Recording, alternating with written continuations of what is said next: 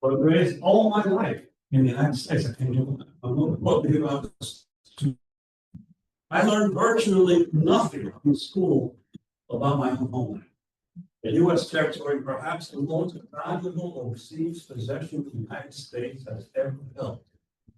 And so it was for so many Mexican, Cuban, Dominican, Salvadoran, Guatemalan, Honduran, Colombian, Panamanian children who, like myself, grew up right here in the United States. Likewise for billions of African Americans and Native Asian children.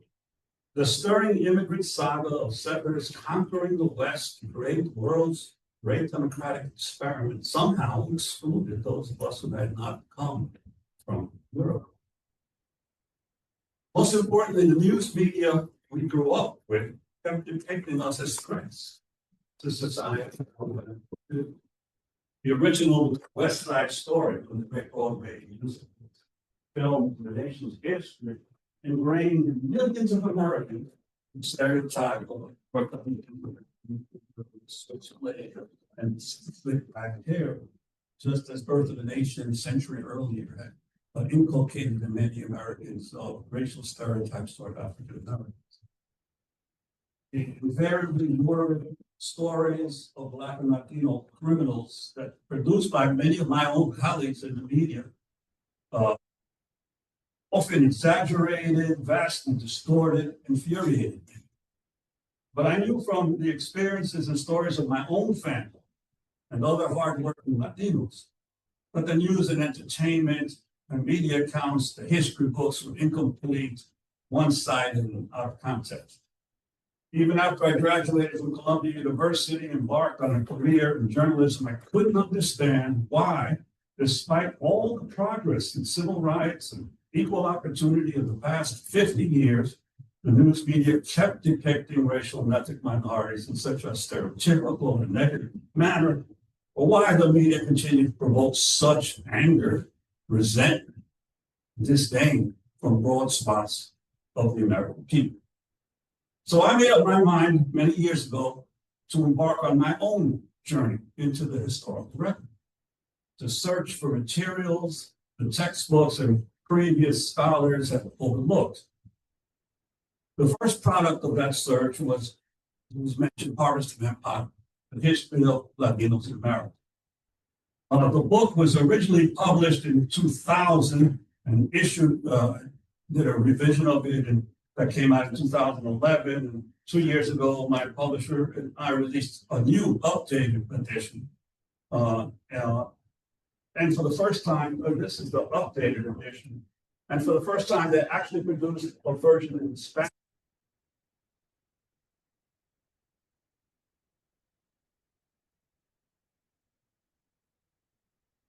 And to my complete surprise, the book has become so popular that it is now used in hundreds of colleges and high schools across the country as required reading, and has become perhaps the best-selling Latino history book of the past 25 years.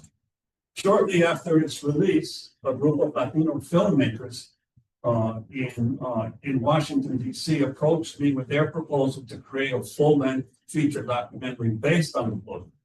It took them almost as long to make a film.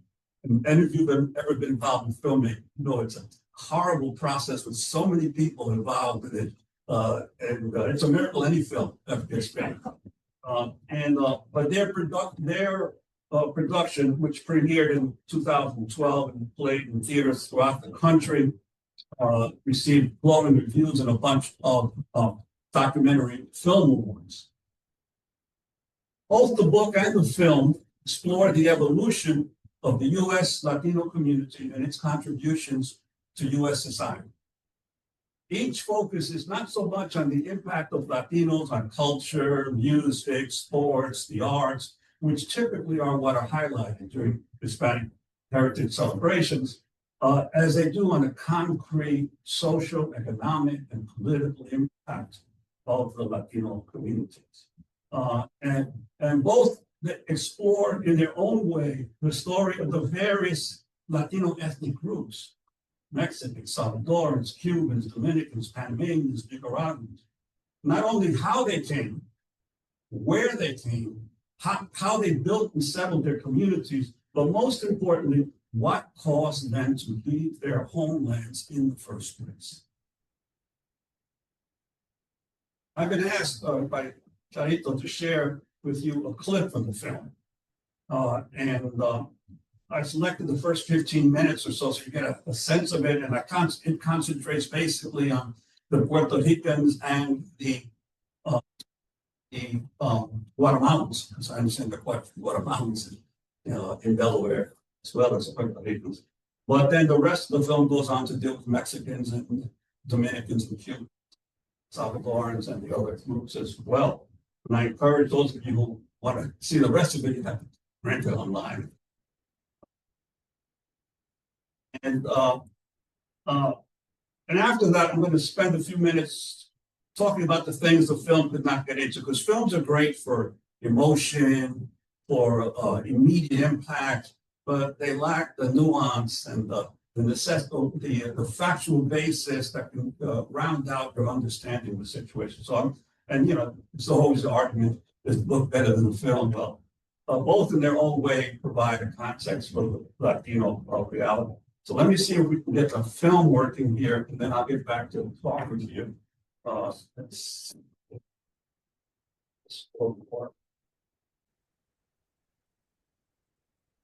And region to leave their homeland and journey north. My father was born in Puerto Rico, and a family that was thrust into deep poverty and hunger during the Great Depression. My grandmother basically had to give her children away to neighbors and friends so that they could feed them. My father went through terrible experiences. He came out of that a sullen, alcoholic, sometimes violent man. Understanding the enormous pain that he went through in his life, I was able to get a better understanding of who I was here in the United States. Strange case of Puerto Rico. Puerto Rico was taken as a prize of war, Spanish-American War of 1898, along with Cuba and the Philippines. Cuba and the Philippines were released by the United States. Puerto Rico was not.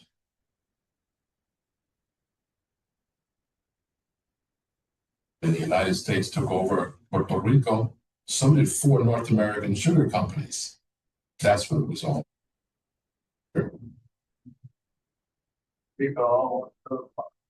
Because of the selfish sugar landowners. They own tremendous tracts of land in Puerto Rico, which is devoted entirely to sugar. Then work these poor people for $1 a day or 50 cents to get it for that, and they'd rather see those people starve. I don't mean to imply that we're in any way cruel to Puerto Rico, but there is another kind of cruelty that's indifference and neglect. In 1917, the United States imposed citizenship on Puerto Rico, U.S. citizenship, just in time to draft 20,000 Puerto Ricans and send them to fight in World War I. The people of Puerto Rico did not even vote for their own governor.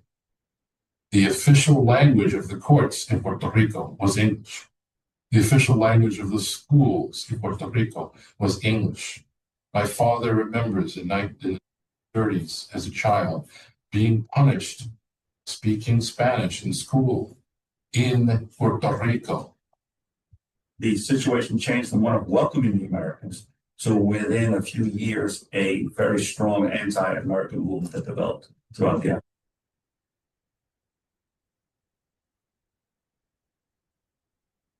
Until Harry Truman became president, did the White House finally begin to address the problems of Puerto Rico? Over our shore, we had to make good on our promises to the unprivileged people whom we had proposed to protect by going into the Spanish-American War.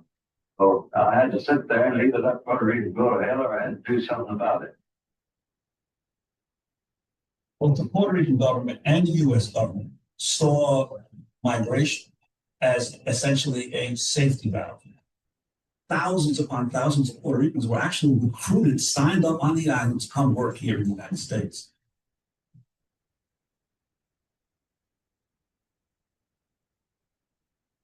The United States right after World War II, 1946.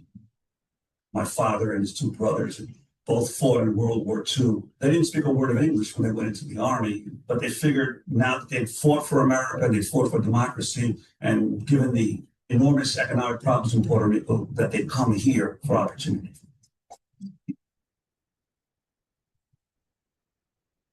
Are Puerto Ricans immigrants? Answer my father this question. He thundered at me. I was an immigrant. I came to this country in a boat. I didn't speak English. Cruz, sixth of 17 children from Juan and Tommaso Rivera, decided to come to New York to make his fortune. Came literally on the banana boat, on the freighters they used to ship produce from Central America and the Caribbean to the United States. He arrived in a city that was riven with racism and discrimination. Got a job on 42nd Street and 6th Avenue in a cafeteria. That's where he met my mother. They fell in love and married. My parents left Puerto Rico because of money. They were in search of American dream. Father was the last of 13 kids growing up in a very small sugarcane part of Puerto Rico. Came for a job. Came and landed in February, right before the end of the Second World War. Days later, he got a job at the Warwick Hotel, and he stayed working there for 39 years. To be the Puerto Rican Ozzie and Harry. He wanted us to fit in. He started using the name Al instead of Cruz. He wanted very much for us to be just like every one of our neighbors. He started out first as a houseman, and then after 30 some odd years, he wanted a promotion. They told him initially that he couldn't become a waiter because his English wasn't good. All of the waiters at the hotel at the time, they all had broken English, except they were Germans, they were Greeks, they were Italians. There were no Latino waiters at the time. All union agreements to become a waiter. You wanted to become a banquet waiter, always make the joke anyway. They didn't matter how good your English banquet waiter. Everybody gets the same thing. Everybody gets chicken. There were definitely positive benefits from the U.S. relationship with Puerto Rico. It helped industrialize the island, built roads and infrastructure, and provided jobs that didn't exist. But it came at an enormous price. My anger in delving into this history is tempered by a conviction I've always had of American people still cling to the basic sense of fairness. Once they have accurate facts, they rarely allow injustices to stand. If you had to pick one date where U.S. foreign policy, it would be 1954 and the place Mama. That was the beginning of this terrible, terrible attitude that the United States developed towards Latin America, particularly towards Central America, where change became our enemy. Guatemala fue tremendo. 200,000 muertos que hemos contabilizado, más de 50,000 desaparecidos. 83% de los desaparecidos y los ejecutados fueron mayas.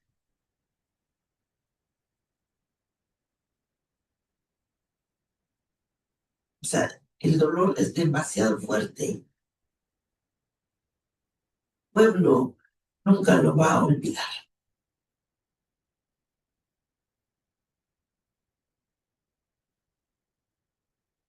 Guatemala was one of the few countries in Latin America that after World War II actually experienced a period of democratic rule.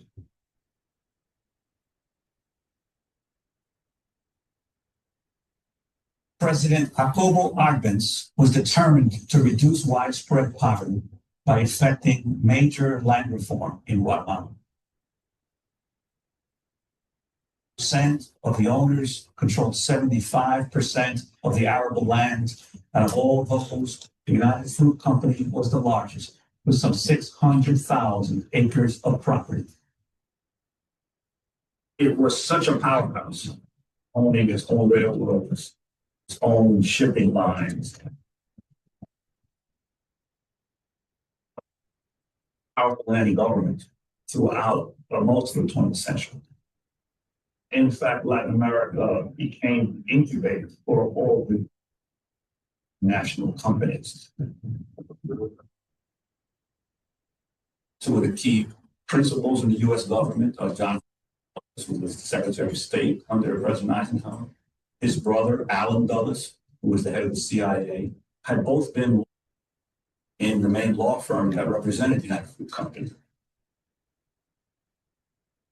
The feeling was we could very easily overthrow this progressive government and make it a lot easier for the United Fruit Company and other American businesses to operate in Central America. The CIA got heavily involved in managing public opinion and treated Benz as a crazy radical.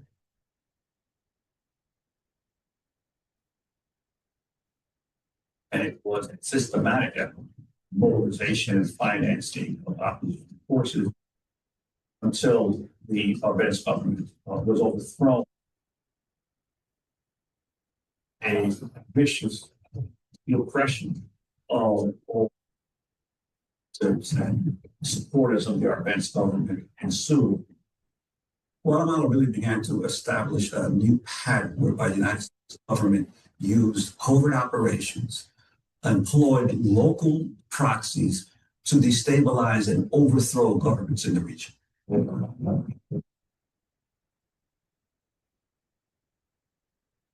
Day for the liberation leader as the populace demonstrates its joy at being rescued from the tyranny that prevailed during the communist regime of ousted President Jacobo Arbenz Guzman. The end of the Civil War, and more important, the end of another attempt by the Kremlin to get a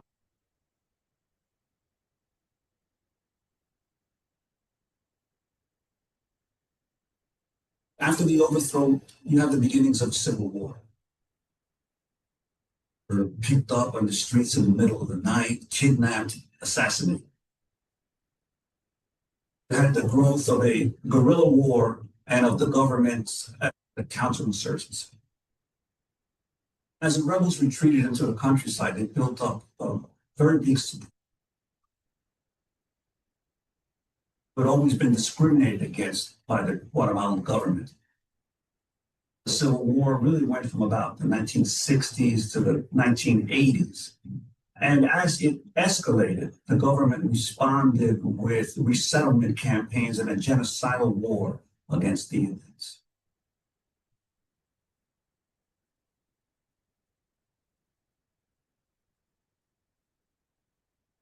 Yo salí de Guatemala después del que quemaron vivo a mi padre en la embajada de España. Pedían asilo político al gobierno español. Y con el propósito de salvar sus vidas,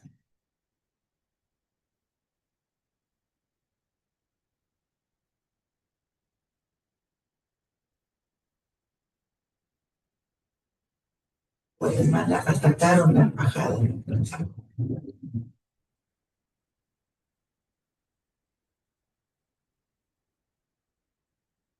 Todos, realmente ningún sobreviviente de los campesinos estaba allí.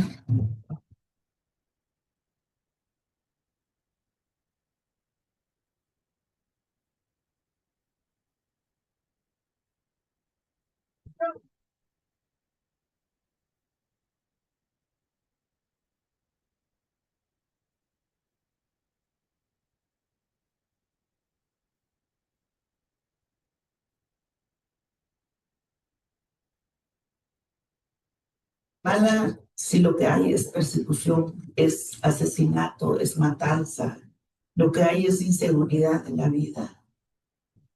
prefiero romper la frontera e ir donde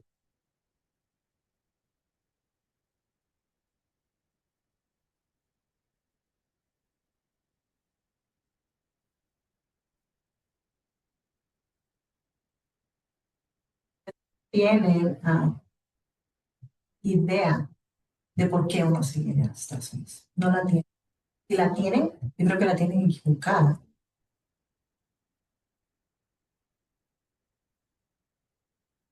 Y fue bien difícil dejarla. Fue duro. Tenía 4 años. Ni siquiera entendía que su mamá se iba a venir y no iba a estar mañana. Y ya sé, dejar tus hijos, eso no es fácil. Venir aquí, el precio que pagas es carísimo. No, no tiene precio. No tiene precio.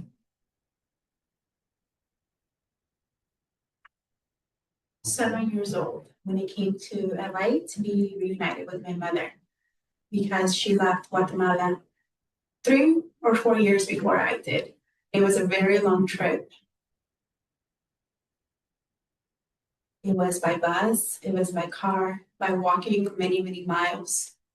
Going through the southern part of Mexico is one of the toughest parts. When it came to crossing the border, I had said that the coyote was my father and that my grandmother was my mother.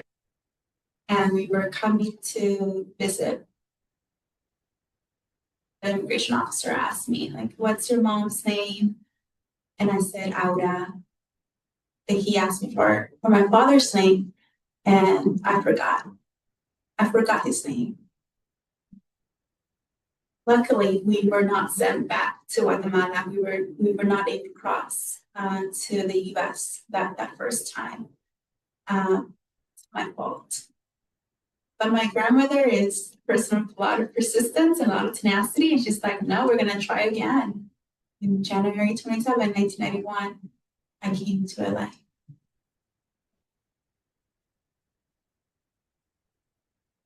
All I remember is seeing this really big pregnant woman running down the stairs, and I was worried that she was going to fall off the stairs. And she lifted me up and she carried me and she was kissing me. It was definitely very emotional. I think to some extent I did feel like a stranger. Like I think that I'm like, why is this woman hugging me so hard? And I was happy, but I was also, I think, to some extent confused of what's really going on. About that often, and I think that my children hopefully will be the first one a separation, that I will be able to have my children and won't need to migrate, to survive.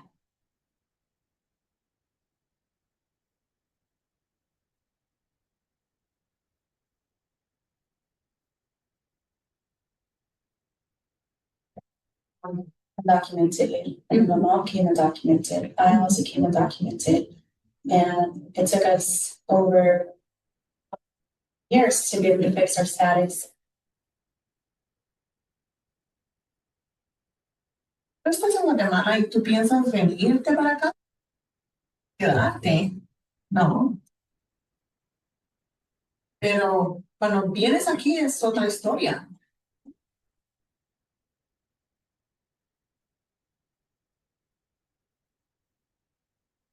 Más difícil cuando sos ilegal.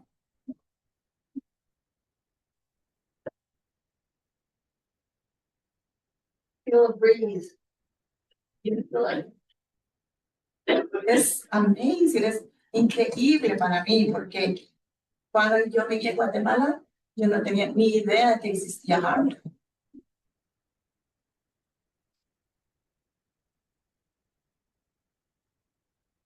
University. Yeah, I can believe it's my name in it. Mariana Zamboto. I think that my mom was given the opportunities to have achieved her educational dreams. If she would have gone Harvard, I believe she's a fighter. Listen, I'm for pretty open immigration, but when the immigrants come, they come with a culture of criminality. It's out of control. They put a strain on our social security, our education, our health care.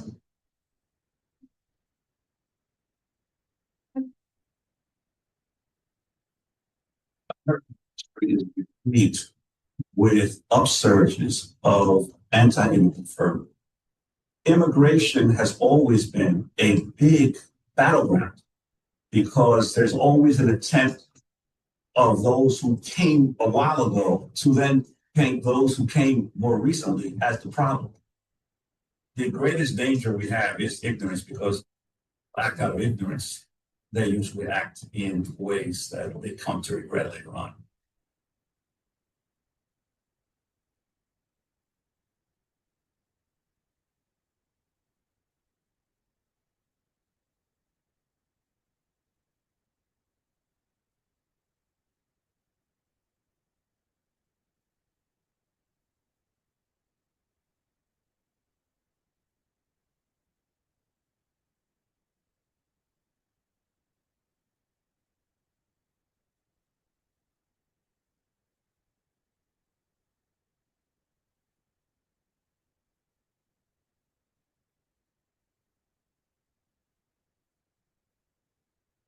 And there.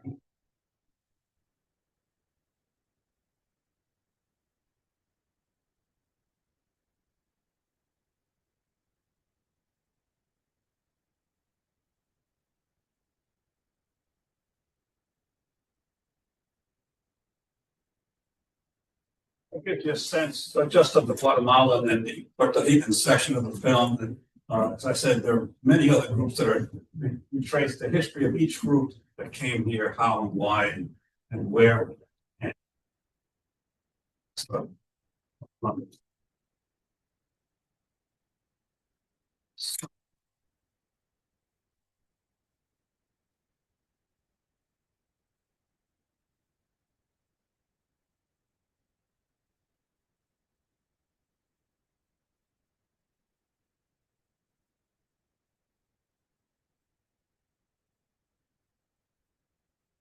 second.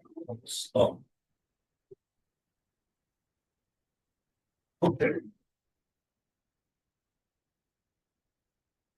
So the Latino community of the United States is an extraordinarily large, extremely complex, and rapidly changing subset of the general population. There were some 68 million Latinos residing in the US in 2024. It's about 20% of the population. That's the latest American Community Survey estimate of the Census Bureau. It's like 62 during the last major census in 2020. It's down to 68 just in the next few years. It's actually 71.2 million if you count the 3.2 million people who live in Puerto Rico who are never even though they are U.S. citizens. And of course, and it's actually even more if you count the 3 million that the Census Bureau itself admits post-2020 census was an undercount of the Latino community. So you're talking 74 million people. And they break down largely, the largest group by far is of Mexican origin, either Mexican American or Mexican immigrants, followed by the Puerto Ricans. This film, when it came out in 2012, said there were 5 million. It's actually 5.8 million Puerto Ricans in the US. If you add the 3 million in Puerto Rico, it's actually about 8.8 million Puerto Ricans under the US flag.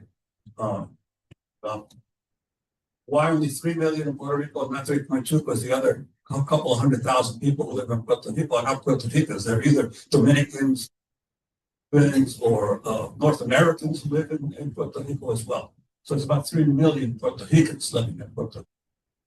And then the Cuban population, which has seen the large growth in the last few years, some of the largest in its history, followed by Salvadorans and Dominicans, close behind 2.6 million, and Guatemalans are up to 1.9 million, Colombians 1.6 million, Hondurans 1.3 million.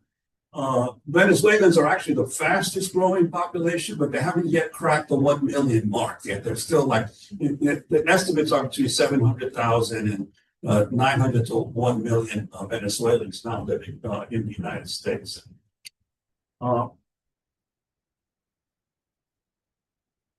This is an astounding increase when you consider that a little more than 50 years ago, when I was coming out of college, the Latino population of this country was just 9.1 million and represented a mere 4.5% of the population. So the first thing that we need to grasp is that we are living through and witnessing an historic transformation of the U.S. population. It's going to get bigger, not smaller. You can tell that by looking at the public school population. Public school population tells you what the adult population will look like in 10 or 15 years. Latinx youth currently make up 28.7%, not currently, 2022, according to the National Center for Education Statistics, 28.7% of all public school children in the United States. But when you break it up by state, it becomes even bigger.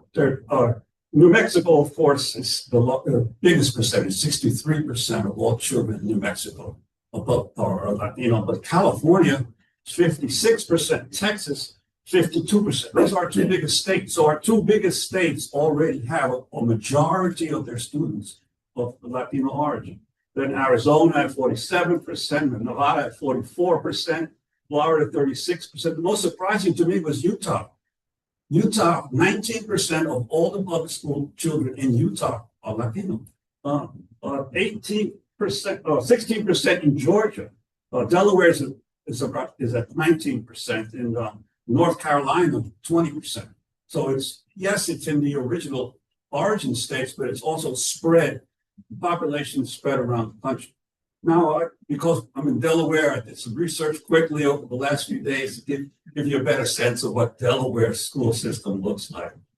Okay, Indian River School District is 37% Latino. Red Clay Consolidated School District, 29%. Woodbridge School District, 28%. Laurel, 23%. Milford, 22%.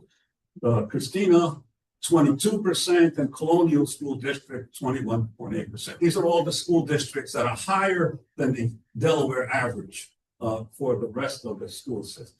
So that's why it's so important to get this information out, because the children that are coming through the public school system and who will soon be adults need to know a little bit more about where they came from, what their place is in the world.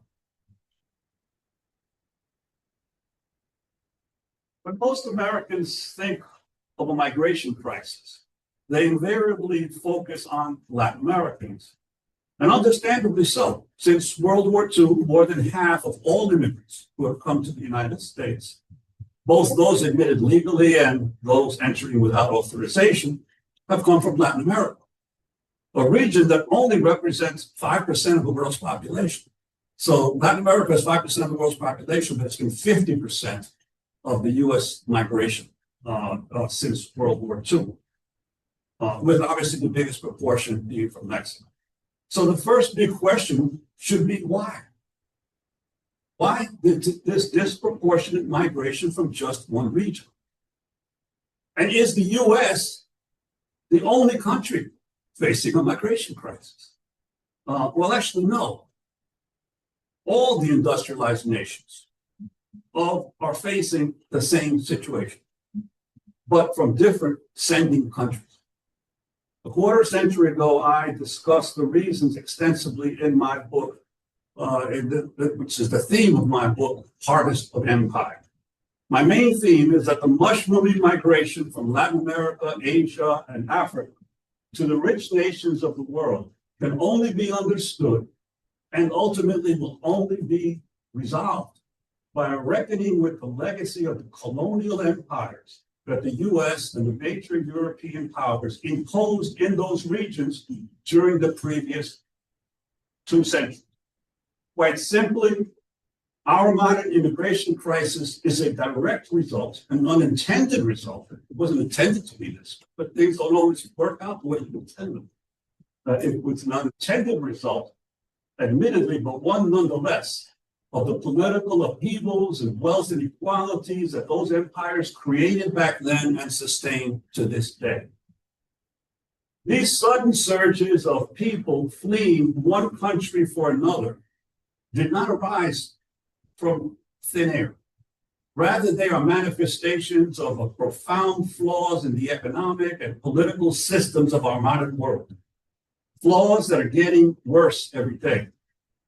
Much of it, I would submit to you, is the unintended harvest of these past colonial empires, of competition between those empires for markets and resources, and of a new form of economic and political domination, commonly referred to as globalization.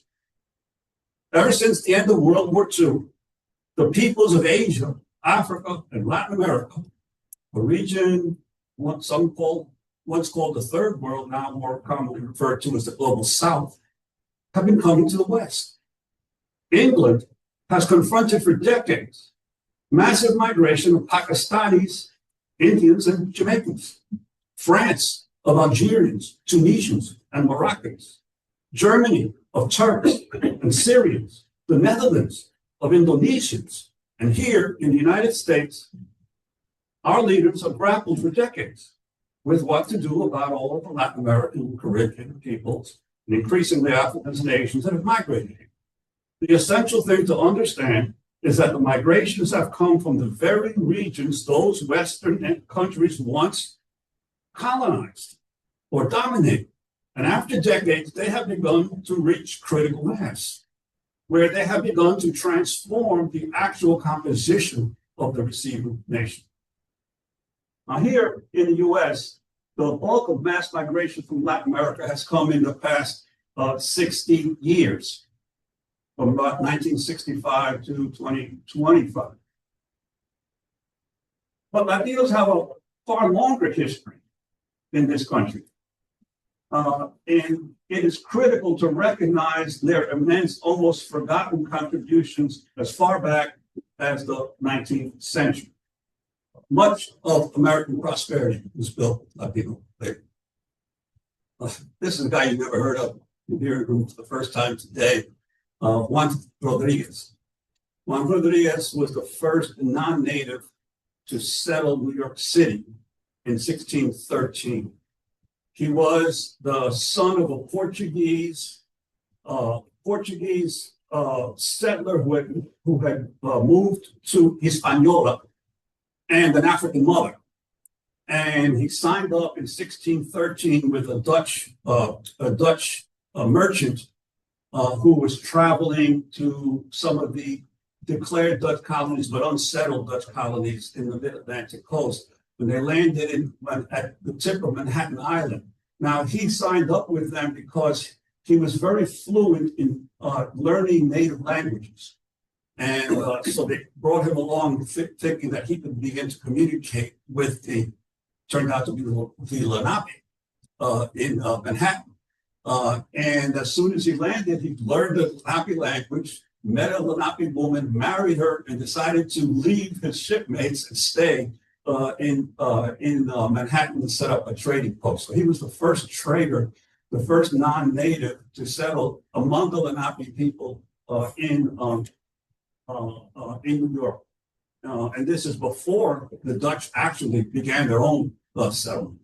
And this is a mural of Juan Rodriguez that is in the upper, it's in Harlem, honoring the legacy. And this is some of the census figures that give you an idea of the Latino population going back as far back as 1850. Back then, there were 81,000 Mexicans counted in the 1850 census. Those were largely the Mexicans who were in the territory that is now the United States and that was annexed as a result of the Mexican-American War. Those who lived in Texas and New Mexico and California. But there were also a few thousand Cubans and Spaniards as well in the United States as far back as 1850. But of course, some Latinos, like especially those in the Southwest, they always say, we didn't cross the border crossed us, right? They never went anywhere, just the political borders changed. There were Florida and the civilized tribes. A lot of people don't understand is that the Spanish missionaries, especially the Dominican created all kinds of missions in Florida, Georgia, and Alabama in the 1600s. They were eventually driven out by the natives, but in the periods that they were there, there was a cultural mixing that occurred among the missionaries and the native peoples who learned Western forms of agriculture, who learned the Spanish language, and they became known as the civilized tribes. The Cree, the Cherokee, the Seminoles, the Chickasaw. These were all peoples who, by the time Anglos arrived, were speaking Spanish and were farming in European methods as a result of their cultural interaction with the Spanish missionaries a century before.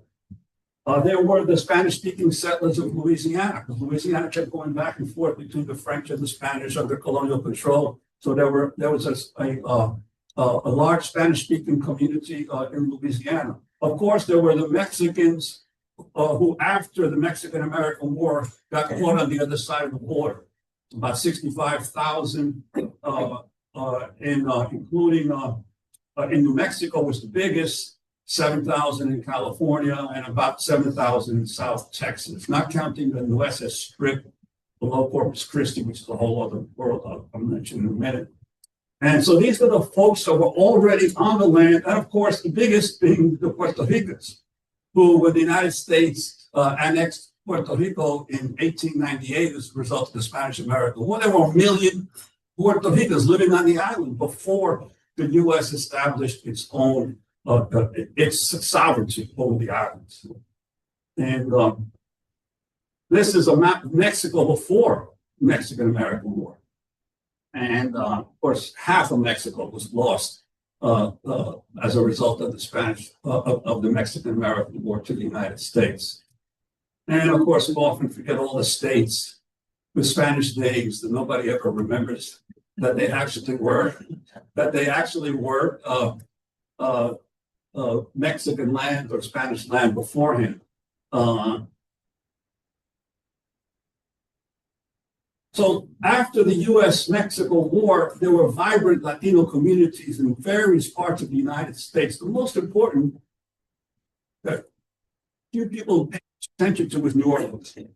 New Orleans was the second largest port in the United States in the early 19th century after New York. But it was the gateway to Latin America. It's where all the trade from Latin America came up the Mississippi River and then went into the rest of the U.S. So it was the center of Latino culture in the United States in the early 1900s, as was the Rio Grande Valley of Texas. New York City was a big center for Cuban migration in the late 19th century, northern New Mexico and Southern California. There were more than 80 Spanish language newspapers published in the United States before the Civil War. In New Orleans alone, there were 25 Spanish language newspapers before the Civil War. And there's a picture of La Patria, which was the first Spanish language daily in the United States, published in New Orleans starting in 1847. There were papers like the Crepúsculo in 1834 in Taos, New Mexico, La Verdad, 1849 in New York, and Mulatto, 1854 in New York, as Ranchero in San Antonio, Texas. So if there were all of these newspapers, they were reporting on communities, right? They were the record of these communities that had built up, that had enough size that they needed paper to inform them of what was going on. Francisco Ramirez published El Clamor Público in Los Angeles starting in 1855. Here's a copy of one of his papers that has survived. And Ramirez used his newspaper to rail against the theft of the land of the original Mexicanos of California by the Anglos who had come into the state. This is one of his editorials in 1856. Saying, quote, I have seen old men of 60 and 70 years of age weeping like children because they have been cast out of their ancestral lands. They have been humiliated and insulted. They have been refused the privilege of taking water from their own wells. you senators, which is editorial was addressing the California Senate, do not sufficiently appreciate their land titles and their just right to their possessions. So why do most Americans, or I forgot, we pray God,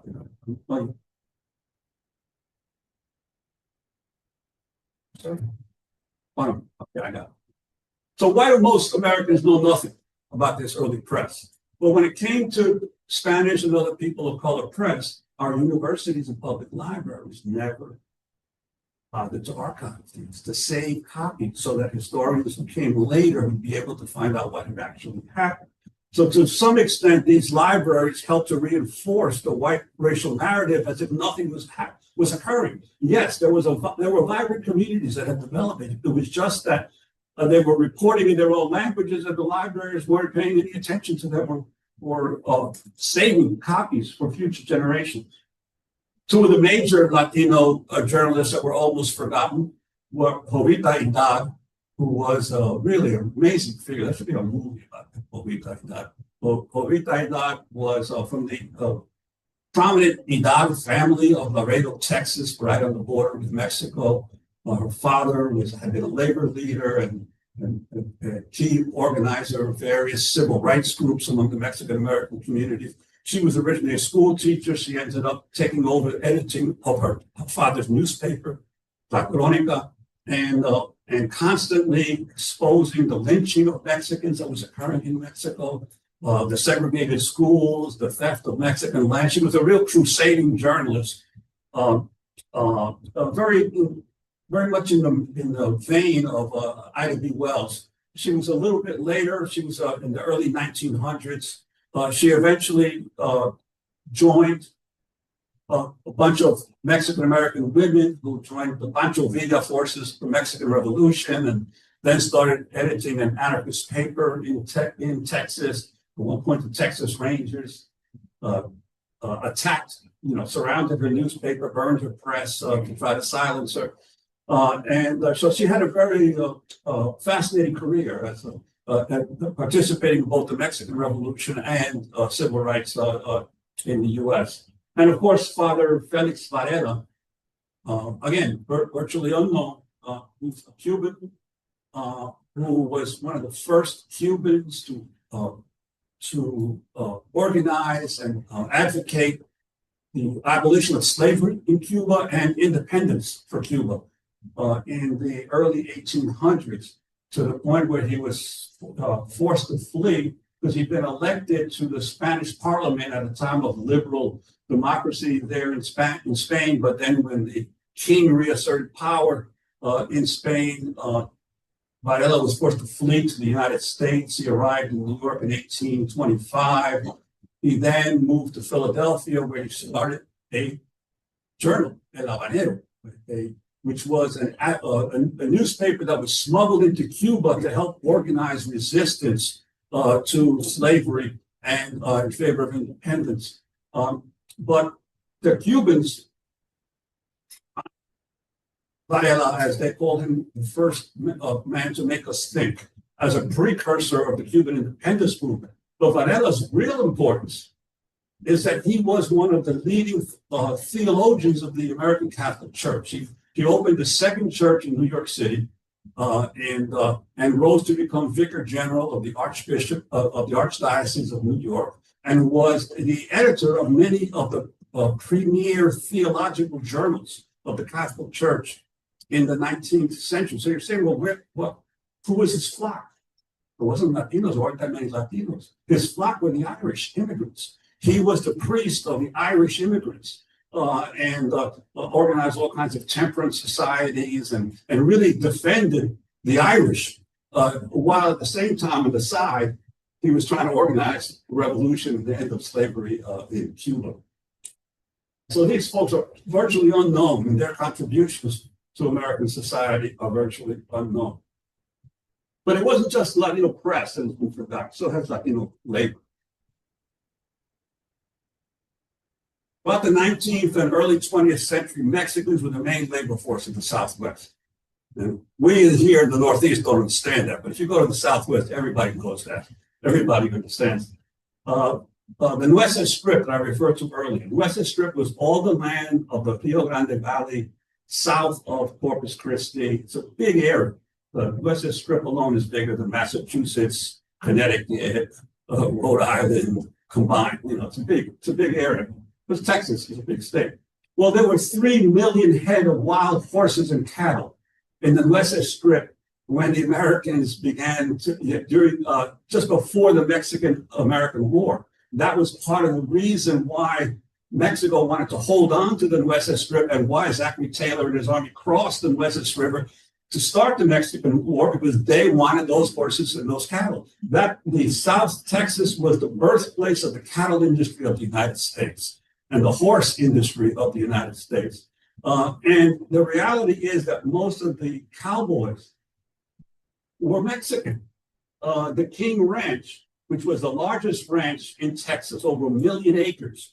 You could drive for hours from one end of the King Ranch to the other. Had 500 cowhands.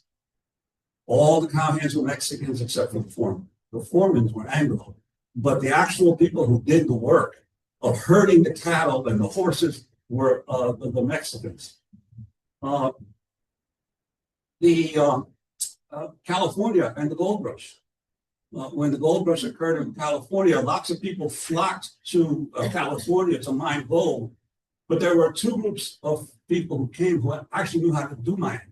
One were the Mexicans, because there had been lots of gold and silver mining in Mexico, you know, for hundreds of years, and two were the Chinese. And so they were initially much more successful at their mining efforts than were the people from the Northeast who came, who didn't know anything about mining. Between 1850 and 1900, California produced 59% of total U.S. gold production, totaling about 1.4 billion or 40 billion in today's dollars. And the Mexicans and the Chinese were so successful that eventually the Anglos got a foreign miners tax passed. That if you were a foreigner, you had to pay an exorbitant tax to be able to have the right to mine. So they drove the Mexicans and the Chinese out of the gold fields in order to be able to capture them for themselves. Arizona was and is the center of the copper industry in the United States. Between 1838 and 1940, largely Mexican miners produced $3 billion in metal, most of it copper, to feed America's growing need for electricity. The miners were either original Mexicans who lived in Arizona, or they were recruited from across the border to come in and work the mines of Phelps Dodge and all the other major copper mining companies. Mexico. Has anyone ever seen that old film that Robert Redford, you know, may rest in peace, film he did with Jane Fonda, the Milagro Beanfield War? It's a great little film about sheep herders in Mexico, in New Mexico. And the reality is that most of the sheep herders in New Mexico were Mexicans. New Mexico was the center, that's the biggest population center of the Latino community in the early 19th century, in the mid to late 19th century. And so New Mexico was the center of the industry that clothed people in the Northeast. So whether it was the sheep herders of Mexico, the miners of Arizona, California, the ranch hands of Texas, most of the labor was done by these Latino workers. Now, we all heard the story of how the Irish built the railroads from the east to the west. The Chinese built the railroads from the west to the east, and they met in the middle to create the transcontinental railroads. But who maintained the railroads after they were built? If you build them, somebody's got to maintain the tracks and the freight. And there were, in 1880, the Southwest had 7,400 miles of track. By 1920, had 36,000 miles of tracks. The maintenance work staffs of all the railroads were Mexican American. They constituted 2/3 of all track labor in the Southwest, Central Plains, and Midwest from 1880 to 1930. And of course, the railroads were instrumental in keeping the country together, getting people, both the transport of goods and people from one part of this vast nation to another. So while all these Latinos were working here in the US, there were some Americans that were busy in Latin America. Vast fortunes were being built in Latin America. William Aspinwall, 1855, builds the Panama Railroad because there were so many people wanting to go from the East Coast to the West Coast, and the railroads hadn't been finished.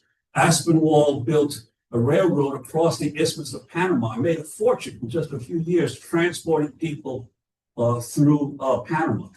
Cornelius Vanderbilt built his Nicaraguan Transit Company. Vanderbilt also was competing with Aspinwall. He wanted to build a crossing across the Central America through Nicaragua, through Lake Managua, a combination of a railroad, because Lake Managua is a big lake in the middle of Nicaragua, used the lake and the rivers and railroad to get people across Nicaragua. He made a vast fortune from his transit company. The Panama Canal Company. Panama's coming to the news a lot with some of President Trump's pronouncements, all of them erroneous. But one of the pronouncements, he says, yes, the United States built the canal, but we have to understand that the United States only built the canal after Teddy Roosevelt created a new country. Panama was a province of Colombia. It wasn't its own country in the late 19th century. As Roosevelt tried to get a treaty to build the canal, he wanted U.S. sovereignty across the middle of Panama. In other words, West to have sovereignty over a strip of land right through the middle of Panama. The Colombian government would not agree to do it. So Roosevelt conspired with some Panamanian rebels to have them declare independence. And then he sent 2 Navy warships to the harbor to defend the rebels, and immediately recognized the new country of Panama. And the first act of the new government of Panama was to sign the Panama Canal Treaty to give Roosevelt exactly what he wanted. The Panama Canal Company then imported 35,000 workers. They didn't use Panamanians. They imported 35,000 workers from Jamaica, Barbados, and Trinidad because the supervisors wanted English-speaking workers. Because the Panama Canal took 10 years to build. It is a marvel of engineering. Thousands of people died, and Trump is right that thousands of people died in building the canal, but it wasn't Americans. It was the West Indians who did all the worst work and suffered the malaria and the disease and everything else in building the canal. Thousands of them died. There are only a couple hundred Americans who actually died in building the Panama Canal. So the United States Panama Canal Company essentially created a company and then totally a country and then totally transformed that country because they made a section of the country that lived under racial apartheid. And where the Panamanians were not even allowed into the canal zone, and the blacks, West Indians, were treated completely under a Jim Crow system. Much lower wages, worse treatment, police abuse, everything else that was prevalent in the U.S. South. The Fruit Company, what we've seen in the film, the Fruit Company was the poster child of imperialism, and it had plantations throughout the region.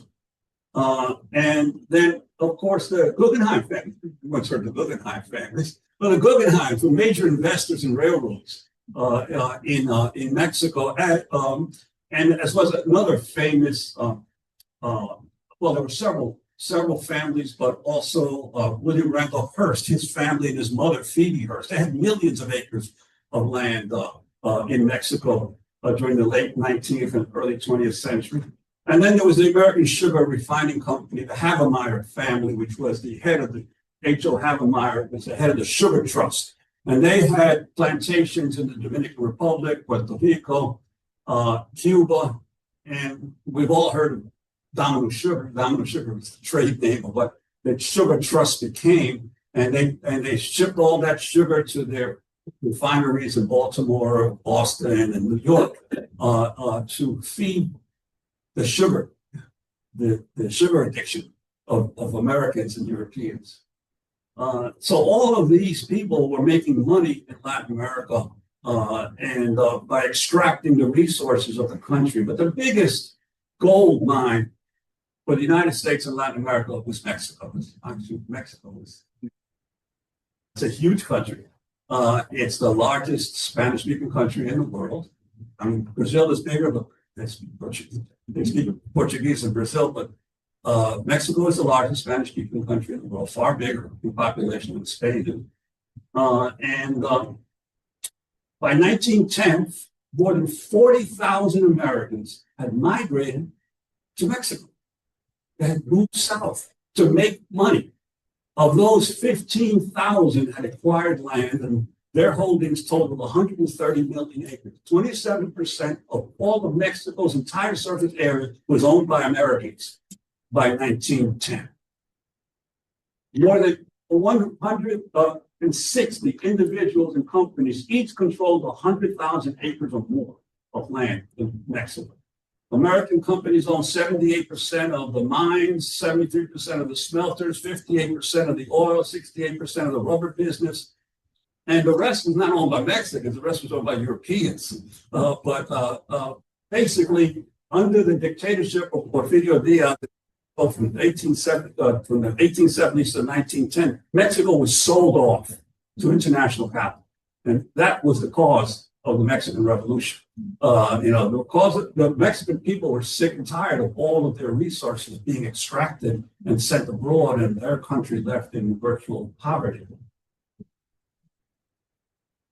So U.S. Latino history, in other words, stretches back 200 years. Latinos were living in areas that are now part of the country before they became part of the United States. Once the U.S. annexed the Southwest, after the Mexican War, Mexicans became the main workforce of the entire region, especially during the Gilded Age. And as U.S. companies and the American military began intervening repeatedly, Latin America, more of the wealth of the region was siphoned to a norte, and that wealth spurred our growth. Then came the Spanish-American War. U.S. established overseas colonies for the first time, Puerto Rico, the Philippines, Cuba, and Guam, with millions of Spanish-speaking subjects, not only the 1 million in Puerto Rico, but several million in the Philippines.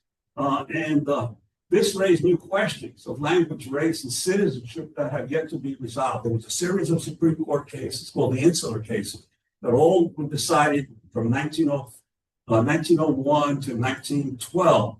Balzac versus Puerto Rico, Downs versus Bidwell. These are all seminal Supreme Court cases where the Supreme Court ruled essentially that it was legal for the U.S. to hold the colonial empire.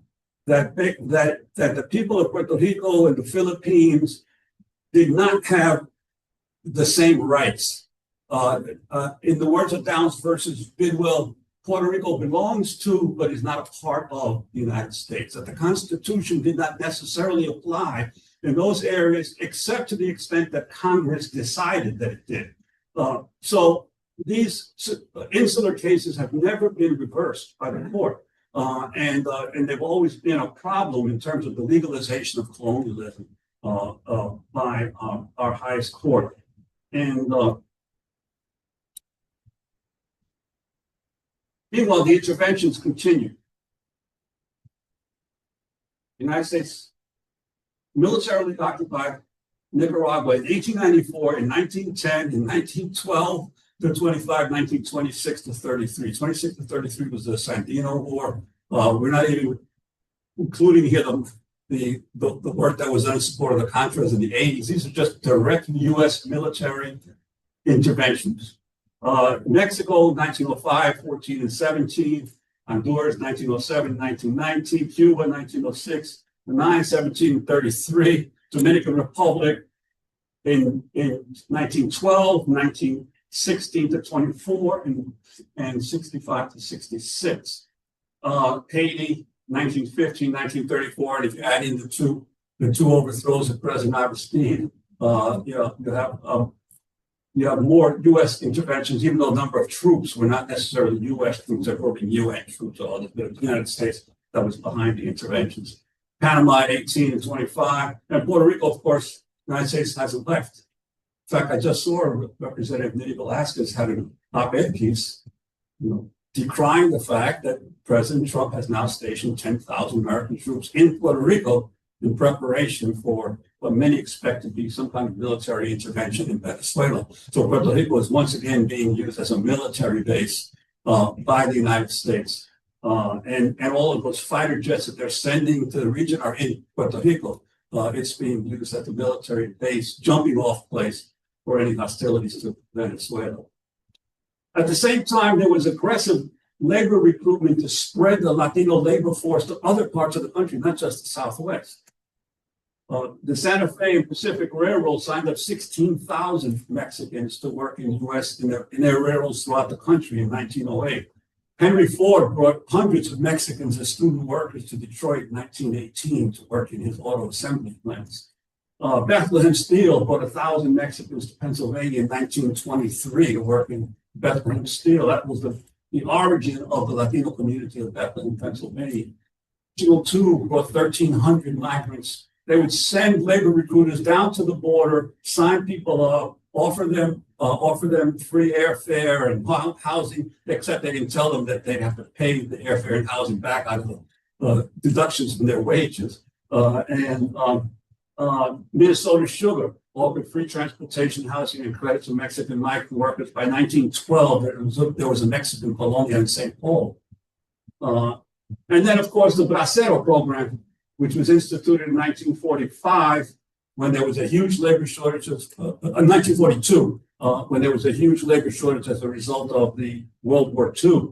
And so not only were more African Americans encouraged to come from the South, but Puerto Ricans and Mexicans were contracted to come as migrant laborers. And between 42 and 65, an average of 500,000 Mexicans a year came as contract laborers to the United States. What happens after 65, when the Bracero program is ended? The industry and agriculture still need those workers, but now they're no longer legal. They are now illegal, right? Because the laws changed to eliminate the Bracero program. Here's another Delaware tidbit that I found. A woman named Allison Smith Gaffney wrote this dissertation called "Don't Hassle Me on Local Integration of Latin American Settlers in the Delmarva Peninsula." And she writes, Delmarva employers did not delay in looking farther afield for labor. Draper King Coal Inc., canning company in Milton, Delaware, had set up a recruiting office in Texas on the border with Mexico in the early 1980s. In 1992, Purdue was offering $100 a head for employees to drive down to Florida and bring back new work. Olegario Gabriel, one of the first Guatemalans to arrive in Delaware, told researcher Catherine Borland how he would go to Florida on the weekends, where he had previously worked for 11 months harvesting produce. Gabriel would go to Indian Town and other areas with concentrated populations of Guatemalans, position himself by the main store and put the word out. People would line up to speak to him. Soon enough for Purdue, Townsend's, Monterre, Allen's, and other labor short companies, the word was out far and wide, up and down the migrant stream and in distant towns in Latin America. In Delmarva, hay trabajo. There's work in Delmarva. So these companies actively sought to bring people to work in this area because they knew they could pay them less and that they thought that they could control them better than their domestic workforce. So we've had numerous Latino migrations over the years. Mexicans came in various times. The Puerto Ricans after World War I, after World War II, and of course from 2015 and 17 to the present. But now they're more climate refugees from fleeing the hurricanes and the disasters in Puerto Rico. The Cubans in 1870s, 60s, 80s, Mariel, Balseros, and now the largest migration in the last few years of Cubans. The Dominicans in various times, the Colombians, the Salvadorans, Guatemalans, and Hondurans, especially during this Civil War. And the Panamanians right after the troubles in Panama over the Panama Canal, the writing that developed there. Despite this history, the criminalizing of Latino immigrants continued. Between 2010 and 2017, that's roughly the last few years of the Obama administration and most of the Trump administration, the U.S. deported 1.3 million non-citizens who they said were previously convicted of aggravated felonies. Well, the definition of aggravated felony by federal law is very different than local law. Most of them are minor offenses, DUIs, and marijuana possession, and some others. They were deported back to their homeland. 1.3 million people. Of those deported, 93% came from just 4 countries: Mexico, Guatemala, Honduras, and El Salvador. 7% came from the rest of the world. 93% came from 4 countries. Even though those countries only represent about a third of all the foreign residents in the West. So there is really there has been the deporting of criminal immigrants has been a new form of racial profiling people, figuring out a way to get a particular group of people out of the country. In 1998, this is an astounding statistic that I managed to research just going through federal immigration records. In 1998, 2/3 of all U.S. federal warrants were of U.S. citizens. But 20 years later, those numbers had been reversed. Half of all federal arrests were of non-citizens, not citizens. In 2018 alone, the federal government arrested more Mexican citizens in the United States than it did American citizens. Now think of that. We're a country of 350 million people, and they arrested more Mexican, the federal government arrested more Mexican citizens than it did U.S. citizens. It's just the federal government's job is no longer to come after American citizens. It's to come out after other folks. We hear much in the news these days from our leaders in Washington about Venezuelan gangs and drug dealers, sensational crimes committed by undocumented or non-citizens, but little about the simple fact that immigrants, including undocumented immigrants, have lower rates of felony arrests than U.S.-born individuals. One study found that undocumented immigrants are 33% less likely to be incarcerated than U.S.-born individuals. And drawing on 4 decades of crime and immigration data across metropolitan cities, a study published in the Journal of Ethnicity and Criminal Justice found that violent and property crime rates decreased as cities' immigration concentration grew. So the more immigrants you have in a city, the lower the crime rate. The fewer you have in the city, the higher crime rate.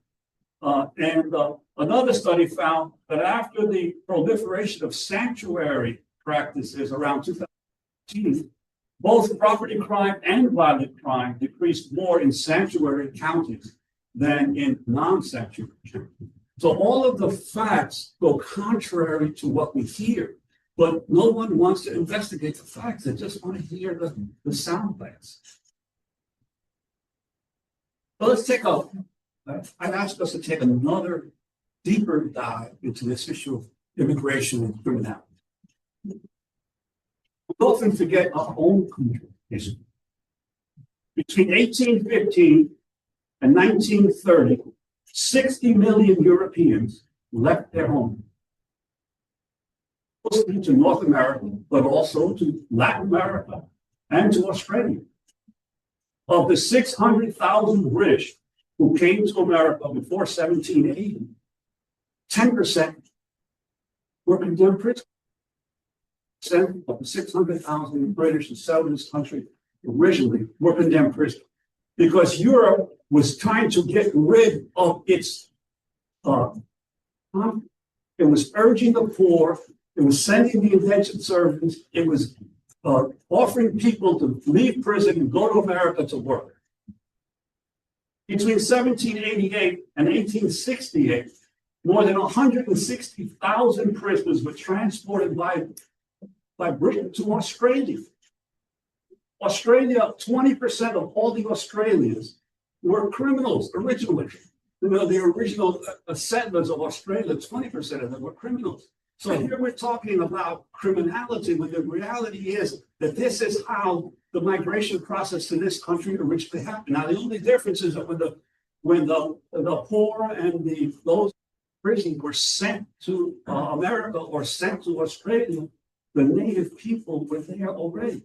And so their problem then became that the natives would welcome you, but they didn't want you to take their lands. You know, they would share with you, but they didn't want you to take everything. And so what ends up happening, we not only settled, the Europeans not only settled, they took the land at gunpoint and they forced the natives further and further west, and they exterminated whoever resisted. So the migrants that are coming here are not doing anything like that. They are just trying to survive, and we don't even look at our own history to figure out what is this thing about criminality and immigration, and were it not for the exodus of so many people forth from Europe, who knows what kind of violence and civil war would have occurred in Europe. Immigration was a safety valve that allowed Europe to continue to prosper and grow. Not only the wealth that the migrants sent back to Europe, but also the fact that you alleviated some of the social tensions that existed in the country before. Last year, we at the Great Cities Institute issued a report on the contributions of Mexicans and other Latinos to the city's prosperity. We found that even though Latinos represent 29% of Chicago's population, they made up 75% of all landscaping, 70% of all construction labor, 55% of all the cooks, 51% of all the janitors. The lowest paid, most difficult jobs were being performed by a small segment of the population. Even today, the hardest, most menial, and least appreciated work in the United States is performed by those who pick the fruits and vegetables that nourish us, who butcher the meat,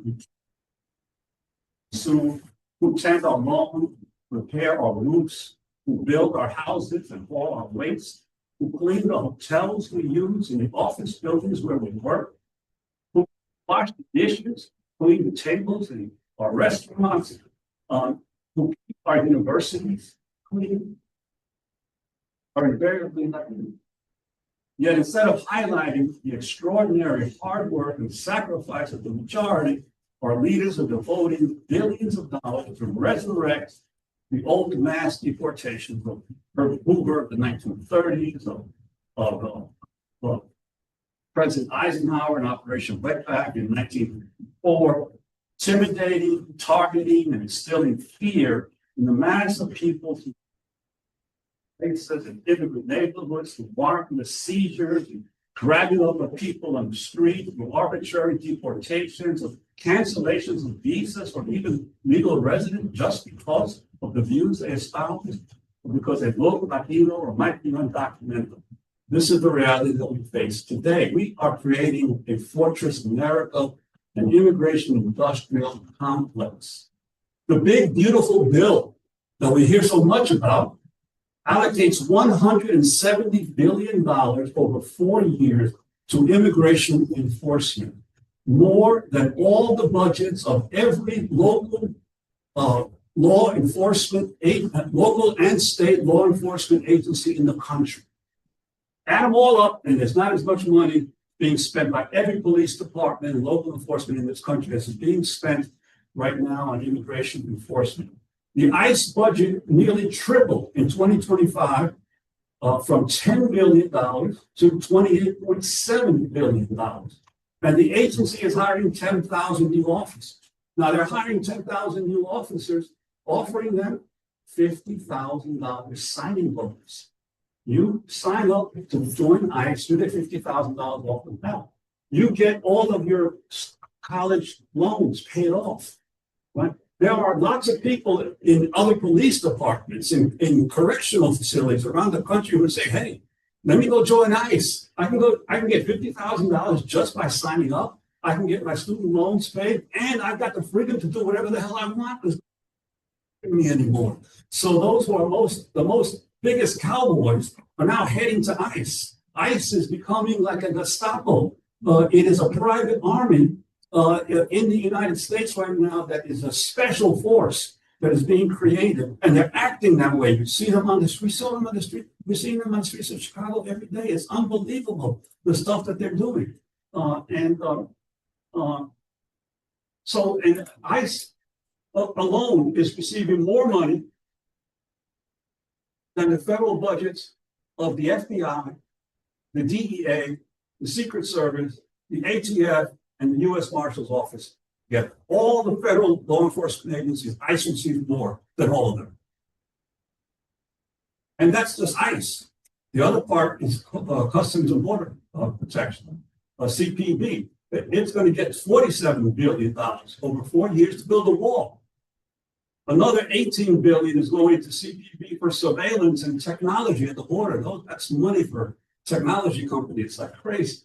And funding for enforcement has increased 400%, while the funding for immigration judges who would have to process the legal rights of any of these people who are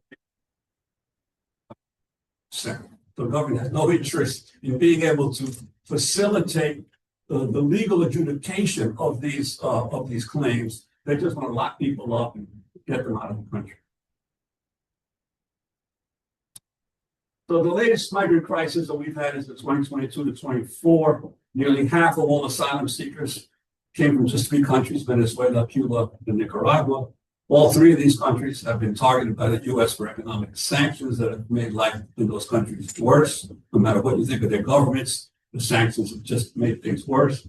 And more Cubans have come to the U.S. in the past few years than at any time in U.S. history. And so this is the character of new migration.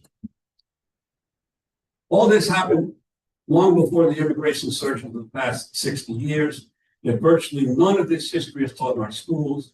Sadly, many of the Hispanic papers that chronicled this different narrative were never preserved by our public and university libraries. The lessons of this history for today, in terms of immigration policy and foreign policy, rarely get discussed.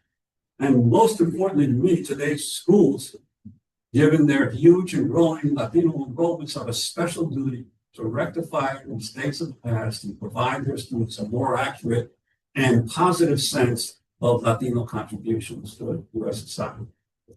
So I'll leave it there. Sorry if it's been a little long, but there was a lot of stuff to try to get out to you with. Normally doesn't get out. And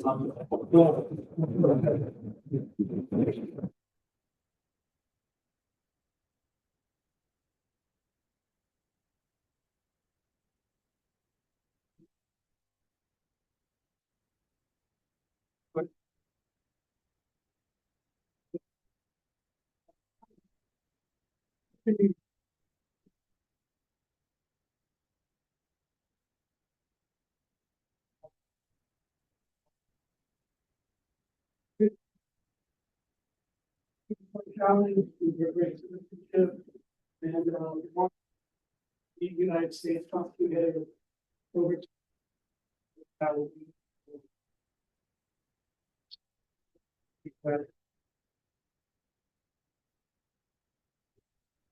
yeah, well, I'm not really a legal expert, so I can't tell you what the odds are.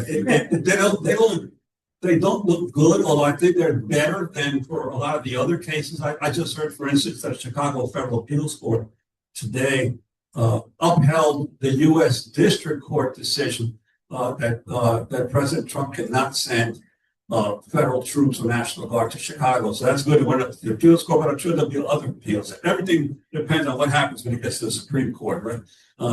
So yeah, I think the birthright citizenship,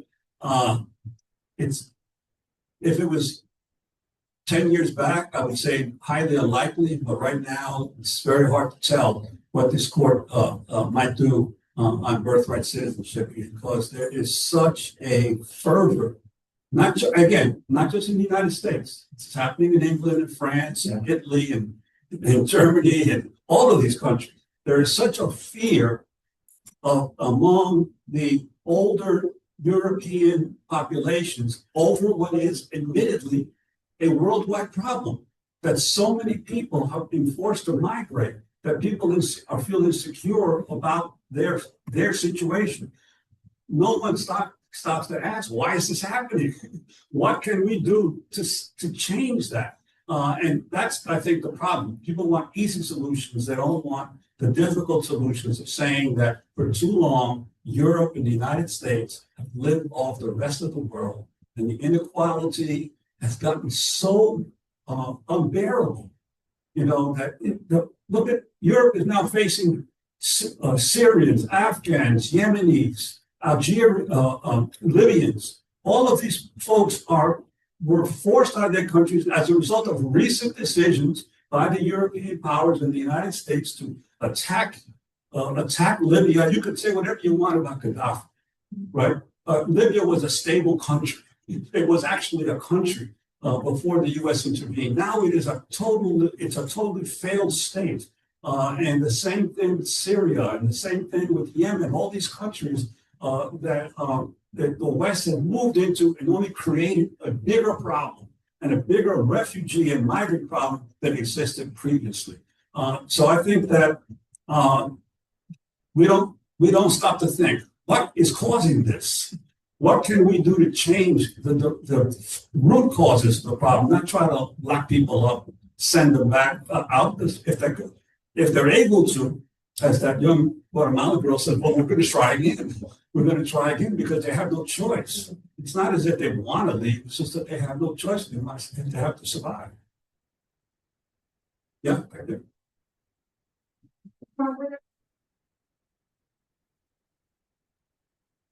¿Podría darle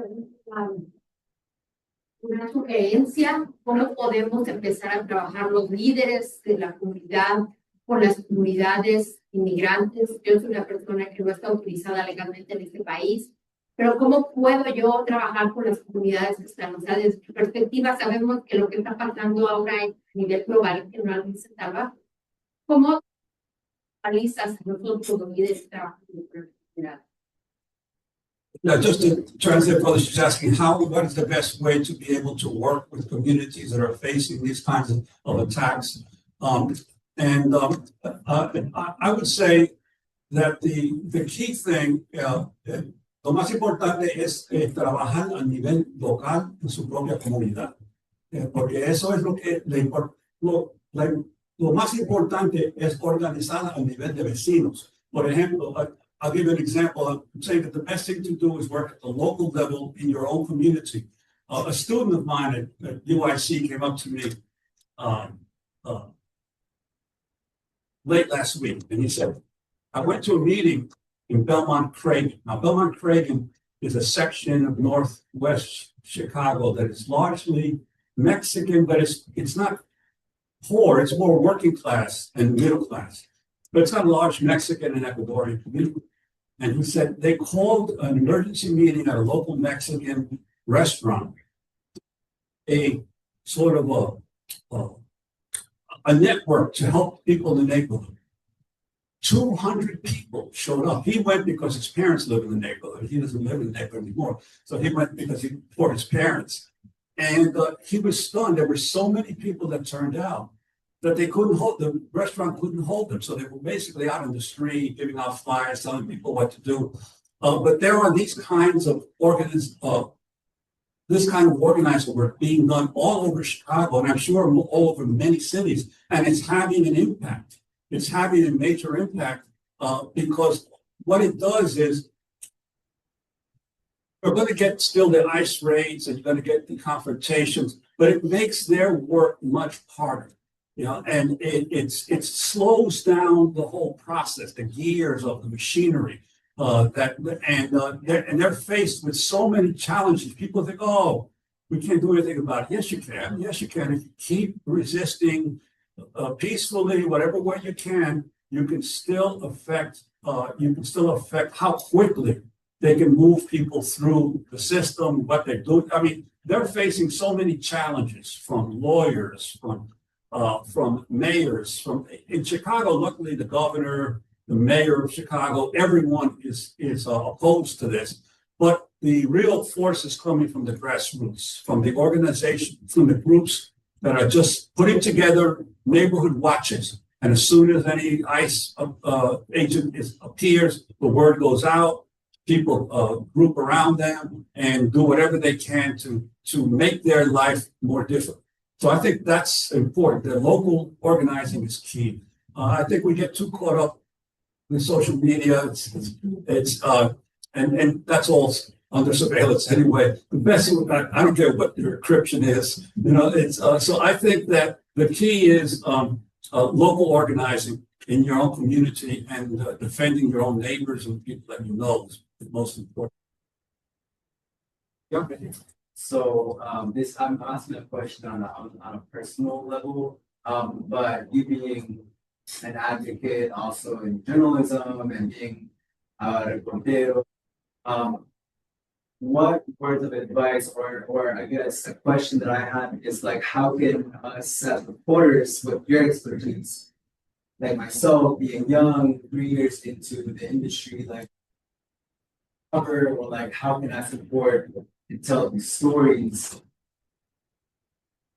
Sometimes it's really hard. I'm sure that you've experienced it, like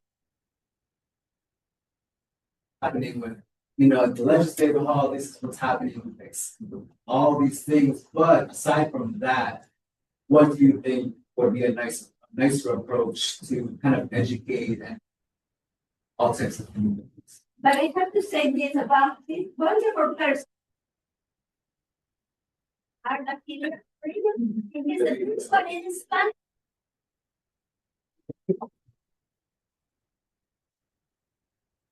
Well, I think it's important to, first of all, tell the human stories. Like you saw some of the, like I love best about this film. There are a lot of things about this film I don't like. It was made by producers who then, it was based on my book and they asked me to narrate it, but there's some sections of it that I have problems with. But the Guatemalan section I love because it really shows you the personal human story that was involved in this 3 generations of a family.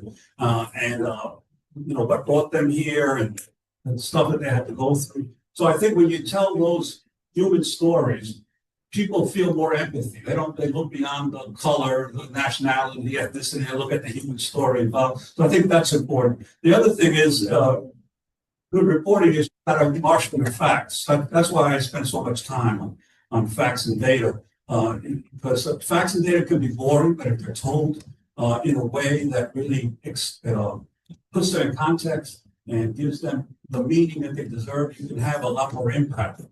Marshal your facts together. So I think being able to dig deep, on stories. I just was watching the News Nation.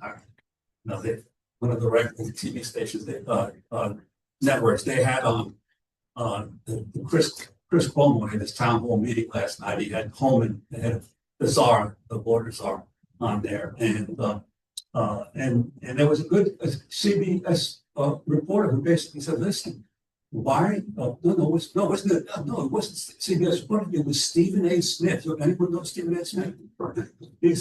Stephen A. Smith is huge. He is like the #1 sports commentator in America today, right? He's mostly sports, but I know Stephen. He used to work at the Daily News, and he's actually very politically savvy. So they put him on there, and he kept telling Holman, just reduce the data on a regular basis of who you are arresting, where you're sending them, how many people you have deported. Why are you're claiming all this stuff, but you're not showing us the data, right? And he kept hitting him on that. Holman didn't have it. And then Holman said, "Oh, we published the data." And Smith goes back to him. Yeah, you haven't had any figures since September 30th, and we're already in October 15th. So you can put these data out every day. You've got the capacity to do that. There's no problem with that. But not only that, the data is not complete. So he kept hammering on him on the importance of the data. And I think that's what we've got to be able to show. We've got to have the facts and the figures, at the same time tell the human stories that are behind those facts and figures. That's the best thing that journalists can do. And especially if at this time, because when so much of the media has unfortunately been intimidated. And I think that's a quick follow-up, I'm sorry, but that's where my question also leads to, because I've tried to do stories, sometimes it just ends up just being in the back burner because the community is hurting, obviously, but it's also so hard to get their stories out when they even want to talk. Because we fear the media, obviously, because, you know, a lot of stereotypes have been, you know, caused that. But, you know, like, how have you dealt with that? I don't know, because there's many of times too where it's like, I want to have my name anonymous, which is good, but at the same time, sometimes it's not useful for me because of credibility, you know. Yeah, well, I think that's been, I confronted that numerous times over many years. I always, the only thing you have of value is your reputation and your integrity.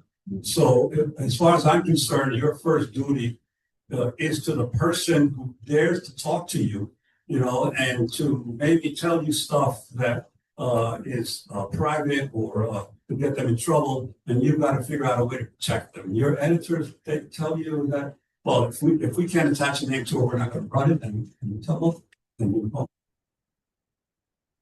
because if there's a way for you to get that out in another outlet without the name of the person, then that's fine. But you must always protect the people because if you burn people, the word gets out. Word gets out, and you're no longer trusted, and you're no longer reputable in the community. Too many journalists make that mistake. They figure, oh, I'll put their name in anyway. So it gets out, and then your reputation is hurt. Thank you so much for this. I was very emotional. I'm Venezuelan American and Venezuelans are being attacked. Thank you for highlighting. I felt really proud in Latina as we end with Hispanic Heritage Month. But you show a lot of data when you talk about facts. Obviously, we're in a crisis of what is real and what is not. What tips do you give us to, and what sources do you trust the most? And look, as a citizen, how can we take a look and dig into by ourselves to which data do you recommend? Which website do you recommend? How do you? Yeah, well, there's so much, in the United States, we don't have a problem as much with censorship as we have a problem that we're drowning in so-called news and information. It's a jungle through which you have to navigate through that jungle and decide for yourself what are the sources that are most reliable. And, it used to be that they said a picture is worth 1,000 words. A picture is truer than a story, but no longer. Now with AI, you can't trust any picture or any video you see unless you confirm it. So I think we're living in a whole different world, and you have to think you need to have as many different sources of information as possible, including those you disagree with, like Fox News, News Nation every once in a while, just to see what they're saying. Because if not, I won't know what is in what's in the conversation of other folks. But I also tend to rely on certain news sites that are not that well known, that provide a lot more. And Democracy Now! Is obviously a good choice, but I have some differences with Democracy Now! Sometimes. But I also look at sites like Consortium News, which is a website that was started by Bob Perry, a very famous investigative reporter in the 1980s, and who died a few years ago, but his site is still going on. The Shear Post, which was started by Bob Shear. He was a longtime Los Angeles Times reporter and columnist. He retired. He started his own news site. He's now gotten pretty big. Shear Post often has very good stories. Counterpunch, which comes out of Washington, D.C., which was started by Alexander Colburn, another very famous radical journalist. And Counterpunch often has good stuff. And Truth Out, that's another one that has like a Common Dreams. Common Dreams is an aggregator of stories. They have a lot of stuff also on environmental issues as well. So I look at as many sources as possible of news and information because you could disagree with 3/4 or of something or 4/5 of something, but there might be some facts and information that's there that you realize is valuable. So you have to keep your mind open. Always be willing to admit that you're wrong and that you have your understanding needs improvement. And I think that's a shot at getting better information.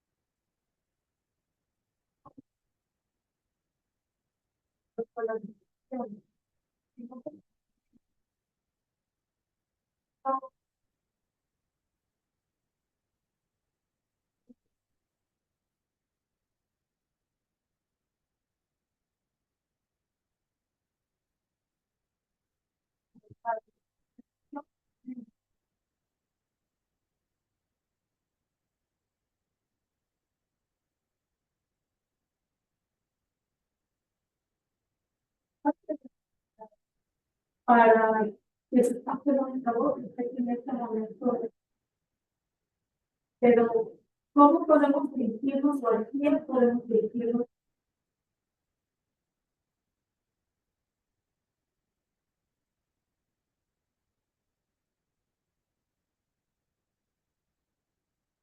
Bueno, eso va a ser difícil en la situación que estamos hoy en día. Se va a necesitar una movilización política para las próximas elecciones, porque lo del census, eso no se va a poder hacer nada. But she's asking what can be done about the fact, for instance, that there's not only mass deportations, but there's also an attempt to exclude the undocumented and non-citizens from the census. And that's going to have a big impact for the next census on redistricting, on federal aid and distribution of monies. Well, the reality is that government is being dismantled. It's the census. First of all, I can't, in good faith, counsel any undocumented person in the United States right now to answer a question from the census, because it's before the census guaranteed you certain anonymity. But now everything has changed. I mean, what they've done, for instance, is sweeping up all the ITIN numbers, getting the addresses of people who have ITINs. It's the entire government is being turned into a method of repressing people. And so, I can't argue that you gotta be counted in the census right now, because the census is being destroyed. I mean, the IRS today, right now there's nobody working at the IRS, but even when they come back, there's going to be fewer people working. If anybody wants to cheat on their taxes, this is the time to do it. Right? Because no one is checking the taxes, right? And the people who know that are the wealthiest people. They know that. Their lawyers are all hard at work now, changing the numbers on all of their returns, because they know that there's nobody watching. There's nobody watching. So the government is being dismantled before our very eyes. So we're in a whole different situation. The only hope is that some kind of political mobilization will change the Congress in next November to put some brakes on what is happening.